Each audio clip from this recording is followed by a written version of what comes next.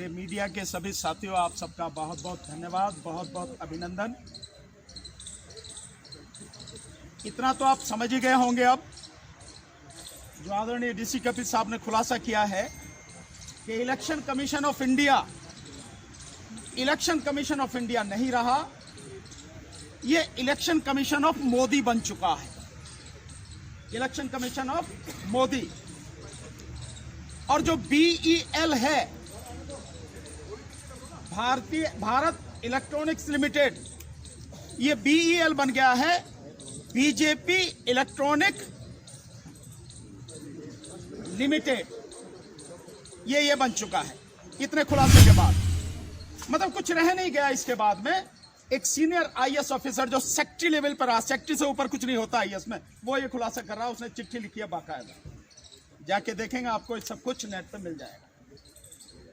खैर, एक और बड़ा खुलासा हम लोग करेंगे, या तो 1 तारीख को या 3 तारीख को, जो भी डेट होगी आपको बताएंगे, और बताएंगे कि कितना बड़ा खुलासा है वो, और इलेक्शन कमीशन और बीजेपी किस तरह से मिले हुए हैं, और इस देश के लोगों के साथ, जो यहाँ के मतदाता हैं, उनके साथ कितना बड़ा धोखा कर रहे हैं, कितना घात कर रहे हैं उनके साथ में, उनकी पीठ में छुरा भोंक रहे हैं। वो खुलासा हम करेंगे बाकायदा, आपको सबूतों के साथ करेंगे। और वो सबूत जो खुद इलेक्शन कमीशन की वेबसाइट पर पड़े हैं, हमारा अपना कोई नहीं है, उसी के हैं, आपको बताएंगे सारा।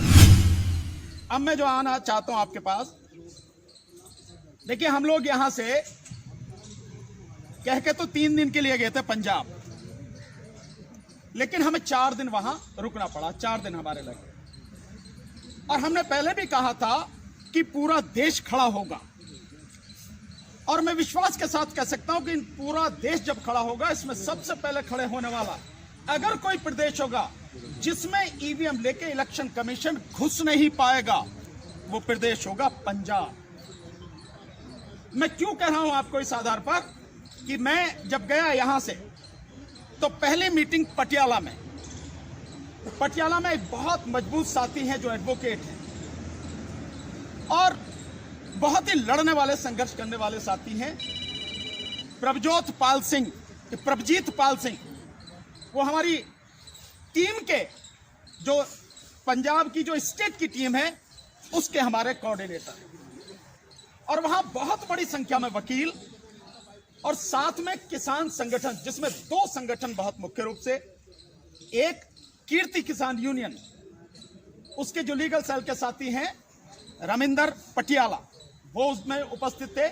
और एक इन सबको इकट्ठा करने में जिनकी बहुत बड़ी भूमिका थी, वो थे बूटा सिंह सादीपुर, जिनकी अखिल भारतीय किसान यूनियन सादीपुर जो है, वो उसमें शामिल थे।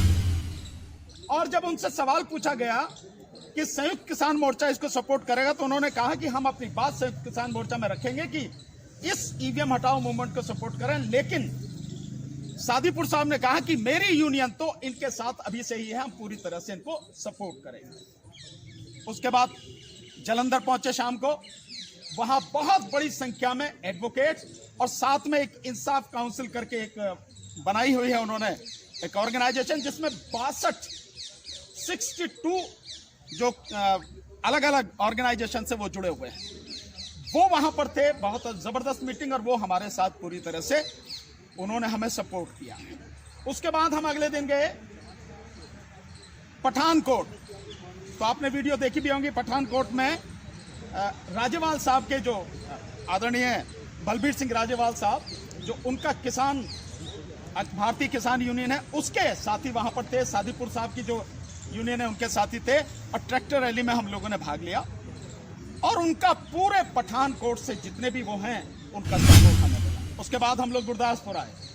गुरदासपुर में एक बहुत बड़ा गुरुद्वारा है, बहुत बड़ा गुरुद्वारा है, और किसान मोर्चा में वो थे, उनका पूरा सपोर्ट हमें मिला है। साथ में गुरदासपुर में अलग अलग ऑर्गेनाइजेशन, जैसे वहाँ पे एक अंबेडकर मिशन एक ऑर्गेनाइजेशन है, वहाँ पे BSP के भी जो लोग थे, वहाँ पे भीम आर्मी के भी साथी थे, और इसी तरह से कई ऑर्गेनाइजेशन के लोग थे, वो भी हमारे साथ खुल के साथ आ गए। इसके बाद में हम चंडीगढ़ पहुंचे। तो चंडीगढ़ में जो हमें सपोर्ट मिला है, बहुत ही सम्मानित और एक संस्था है जो ऑल ओवर इंडिया जिसका ऑर्गेनाइजेशन है, और उसमें मैक्सिमम रिटायर्ड फौजी हैं। उस संस्था का नाम है केंद्रीय श्री गुरु सिंह सभा। इन्होंने बाकायदा चंडीगढ़ में वहां जहां इनके ऑर्गेनाइजेशन का इनका ऑफिस है वहां पे हमारी मीटिंग कराई और पूरी तरह से इन्होंने हमें सपोर्ट किया।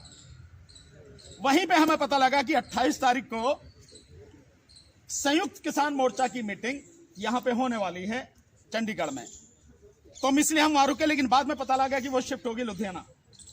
तो लुधियाना शिफ्ट जब हुई तो हम रास्ते में चंडीगढ़ से लुधियाना जाते हुए आदरणीय बलबीर सिंह राजेवाल साहब, उनका घर है समराला में, हम मिलते हुए समराला में वहां पहुंचे और बहुत ही सम्मान उन्होंने हमारा किया और उन्होंने कहा कि आप लोग देश को बचाने की लड़ाई लड़ रहे हैं, इससे बड़ी कोई लड़ाई हो नहीं सकती।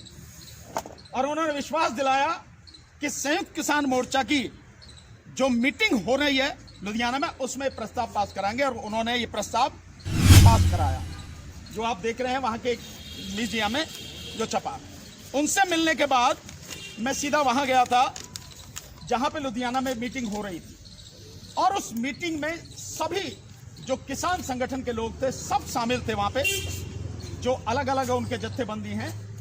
उन्होंने मुझे बोलने का मौका दिया और मैंने उनसे साफ कहा, जो 3 काले कृषि कानून थे वो भी देश को बचाने के लिए आपने लड़ाई लड़ी और ये उससे बड़ी लड़ाई है, इस लड़ाई में भी आपका साथ हमें चाहिए और अगर आप साथ नहीं देंगे तो देश बचेगा नहीं और आप जितनी भी मीटिंग कर रहे हैं वो भी कुछ हासिल होगा नहीं। अगर ईवीएम नहीं हटी तो मोदी जीत का आएगा और फिर आप कुछ नहीं कर सकते। और मोदी कैसे जीत का आता है बता दिया, बीएल में जब मशीनें वो बना रहे हैं, सॉफ्टवेयर ही वो सब कुछ कर रहे हैं, तो मोदी कैसे जीत के आता, सीना ठोक के जो कहता है कि एक अकेला सब पे भारी और जो कहता है कि इतनी सीटें आएंगी। मोदी है तो मुमकिन, हाँ मोदी है तो मुमकिन है, बिल्कुल। हाँ, राजेवाल साहब ने क्या मतलब न्यूज़पेपर ने जो न्यूज छापी है, मैं एग्जैक्ट 2-3 लाइन पढ़ के सुनाता हूं। राजेवाल ने कहा कि 16 फरवरी के बंद के बाद 18 फरवरी को संयुक्त किसान मोर्चे की अगली रणनीति अपनाने के लिए एक और बैठक होगी। संयुक्त किसान मोर्चे ने सुप्रीम कोर्ट के वकील भानु प्रताप सिंह की अगुवाई में चलाई गई मुहिम की हिमायत करते हुए कहा कि आने वाले लोकसभा चुनाव में ईवीएम का प्रयोग न किया जाए, क्योंकि इन मशीनों पर लोगों का भरोसा उठता जा रहा है। इस तरह से उन्होंने हमें सपोर्ट किया है। और राजेवाल साहब ने एक और मुझे विश्वास दिलाया, उन्होंने कहा कि जो नेशनल बॉडी की हमारी मीटिंग होगी जिसमें पूरे देश भर के जो है साथी शामिल होंगे, हर प्रदेश से अलग अलग, उसमें भी बाकायदा वो हमारे इस आंदोलन के पक्ष में प्रस्ताव पास। तो मैं समझता हूं ये हमारी एक बहुत बड़ी जीत है और इसीलिए मैंने विश्वास के साथ मैं कह रहा हूं कि पंजाब पहला प्रदेश होगा जहां घुस नहीं सकेंगे। और हमें विश्वास है धीरे धीरे आने वाले समय में, चाहे वो हरियाणा हो, चाहे उत्तर प्रदेश हो, चाहे राजस्थान हो आपका, चाहे मध्य प्रदेश हो और चाहे गुजरात, इवन यहां जो स्थिति होगी और साथ में बिहार, यहां जो होगा ईवीएम को लेकर घुस नहीं पाएगा इलेक्शन कमीशन। ये बात हम आपको बता रहे हैं। तो लगातार इस आंदोलन में बड़े बड़े संगठन और देश को बचाने वाले जो लोग हैं वो साथी जुड़ते चले जा रहे हैं। अब आपके मन में कोई सवाल हो तो आप पूछ सकते हैं। इलेक्शन कमीशन को न केवल हम कल यानी 31 जनवरी को इलेक्शन कमीशन का घेराव कर रहे हैं, बल्कि हम इसके आगे भी 25 फरवरी को जो इस देश की सबसे बड़ी जड़ है, सारी बीमारियों की जड़ है, मोदी प्रधानमंत्री कार्यालय का घेराव कर रहे हैं हम 25 फरवरी को। और पूरी ताकत से होगा, पूरा देश आएगा उठ के घेराव करने के लिए। तो ऐसा नहीं है इलेक्शन कमीशन कौन है, वो तो कुछ भी नहीं। इलेक्शन कमीशन छोड़ो, जिसके इशारे पे इलेक्शन कमीशन नाच रहा, हम उसे भी नहीं छोड़ेंगे, उसका भी घेराव। इलेक्शन कमीशन तो अभी भी कर रहा है, यूपी में अपनी एक गाड़ी लेके जा रहा है चुनाव आयोग की। हाँ, मोदी की गारंटी लिखा हुआ है। बिल्कुल मोदी की गारंटी, तो वो इसलिए तो मैं कह रहा हूं ना कि चुनाव, बिल्कुल मैं जो कह रहा हूं, चुनाव आयोग भारतीय चुनाव आयोग नहीं रह गया, भारत चुनाव आयोग नहीं रह गया। जिन वैनों में मशीनें जा रही हैं दिखाने के लिए, जो नौटंकी हो रही है, 40,000 जो वैन है, अगर उन वैनों पे लिखा है मोदी की गारंटी, तो इसीलिए मैं कह रहा हूं कि इलेक्शन कमीशन ऑफ इंडिया ना रह के इलेक्शन कमीशन ऑफ मोदी बन चुका है। ये देश के लोगों की सोच नहीं है कि उस चुनाव में आप हिस्सा लोगे या उन मशीनों में वोट डालोगे जो इलेक्शन कमीशन ऑफ मोदी है, या कहीं तब डालोगे जब बैलेट पेपर से चुनाव हो और इलेक्शन कमीशन ऑफ इंडिया करवाए। हकीकत में तो जो इलेक्शन कमीशन की जो स्वतंत्रता है, जिसके लिए अनुच्छेद 324 में व्यापक प्रावधान किए गए हैं, वो कहां है? तो ये जो बैठे हैं, मैं शब्द इसीलिए इस्तेमाल करता हूं, कड़वे शब्द हैं लेकिन सच्चे हैं, कि जो बेईमान इलेक्शन कमीशन है और इस देश का जो बेईमान प्रधानमंत्री है, ये सारे मिलकर इस देश के लोगों का खून चूस रहे हैं। पर इस बार अब होने नहीं देंगे। 2024 का चुनाव हम ईवीएम से होने नहीं देंगे। इतने सारे खुलासे के बाद ये देश की जनता भी जान जाएगी और खड़ी होगी। आपको एक चीज पहले से पूछ लें, आपको किसी पार्टी का समर्थन मिला है? उनसे क्या आप लोग संयुक्त जो रैली करेंगे कभी एनडीए के खिलाफ? देखिए, हम अपनी लड़ाई लड़ रहे हैं। यही सवाल जो आप पूछ रहे हैं, यही सवाल संयुक्त किसान मोर्चा में मेरे से पूछा, और वो पूछने वाले थे श्री प्रेम सिंह पंगू, जो भारतीय किसान यूनियन से जुड़े हुए हैं और एडवोकेट हैं चंडीगढ़ हाईकोर्ट में। तो कहा कि भाई जो मेन स्टेक होल्डर है पार्टी वाले, ये तो आपका साथ क्यों नहीं दे रहे, ये क्यों नहीं आते निकल के? सो मैंने कहा कि जब 3 कृषि कानून बने थे, वो 3 कृषि कानून, लड़ाई आपकी नहीं थी, तो लड़ाई तो उनकी थी, पॉलिटिकल पार्टीज की। उन्होंने नहीं लड़ी, पर आपने समझ लिया कि इससे सबसे बड़ा नुकसान हमें होने वाला है, तो किसान लड़े। आज भी जो स्थिति है, नेताओं का कुछ नहीं बिगड़ता। नेता इधर खड़ा हो पक्ष में तो भी, नेता विपक्ष में खड़ा हो तो भी, सरकार में है तो भी, नहीं है तो भी, नेताओं की मौज रहती है। और आप समझ गए होंगे कैसे मौज रहती है कि बिहार में जो पलटू राम ने जो खेल किया सारा का सारा, अब आप समझ गए होंगे। सो वो कहीं भी लुढ़क सकता है, कहीं भी जा सकता है, ठीक है ना?